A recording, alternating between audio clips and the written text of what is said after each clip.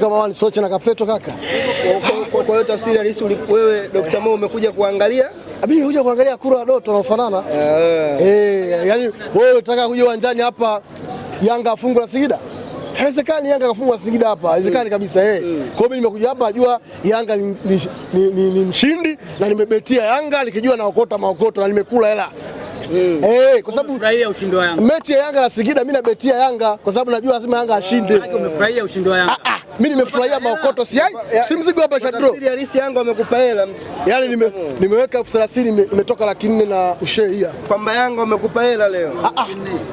Lakini ushehia hapa. Kwa tafsiri halisi ni kwamba hizi ni pesa ambazo wananchi wamekupatia. Kwa hiyo tafuta hela hapa.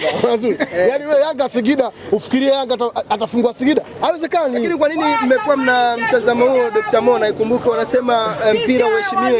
Yanga walipocheza dhidi ya Dodoma. Of course walipocheza dhidi ya Dodoma walikuwa wanaona kabisa kuna kupishana kwa Yanga Afrika na Dodoma Jiji, na ukaona kabisa maeneo mengi wameaboresha Yanga Afrika pamoja na Dodoma. Dodoma kilichowasaidia kwa Yanga Afrika ni ile discipline code ambayo walikuja nao uwanjani, wakijua wanakwenda kucheza na timu ngumu, timu ambayo inakwenda kugombania ubingwa, lakini pia ni timu ambayo ni mbingwa mtetezi. Unapocheza na Yanga Afrika sio sawa unapocheza na Namungo wa timu nyingine, lazima tahadhari nyingi uzichukue, na ndio maana ikawa rahisi kwa Dodoma Jiji kumwini Yanga Afrika kwa ile discipline code walikuja nao. Akaangalia if there is any possibility kwa yeye kupata magoli, ndicho kwa anafanya ile counter attack to press. Magoli yake mengi yalikuwa ni counter attack, hata goli ambalo alifunga Waziri Junior ilikuwa ni counter attack to press.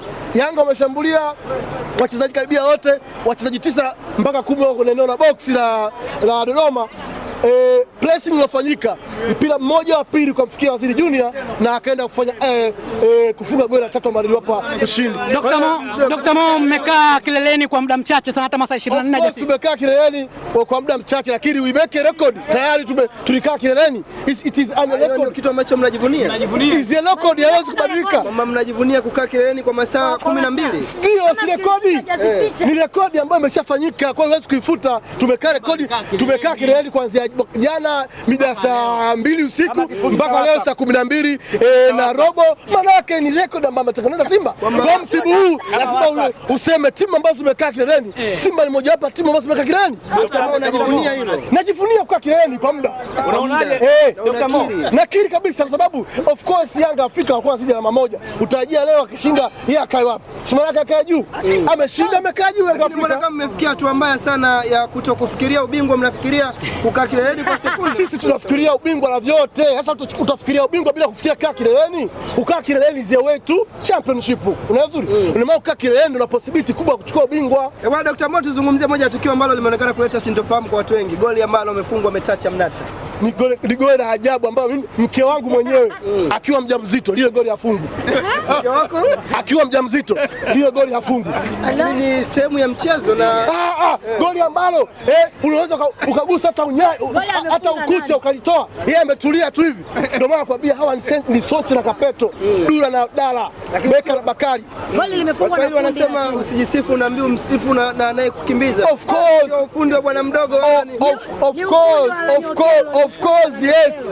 Of course, Alan Okello ni mpigaji mzuri wa set piece. Sikatai. Nina agree. Ninakubaliana na wewe. Lakini kwa goli lilofungwa lile, Metacha Mnata mke wangu akiwa mjamzito, mimba miezi 9 afungi. Mimi nakwambia sio sehemu ya mchezo Dr. Mo. Makosa yale tunayaona. Hebu nisikize. Unafikiri kwa nini beti ya ufundi wa mako kutoa Metacha Mnata mapema? Metacha Mnata. Unajua sababu gani? Wameona kwa sababu lile goli lilofungwa, mbona amekaa tu hata kujishughulisha hamna, hata kutikisika. Niacheni bwana. Kama unakataa. Nakataa bwana. Niacheni bwana. Niacheni bwana. Yaani kuna mtu anayepiga.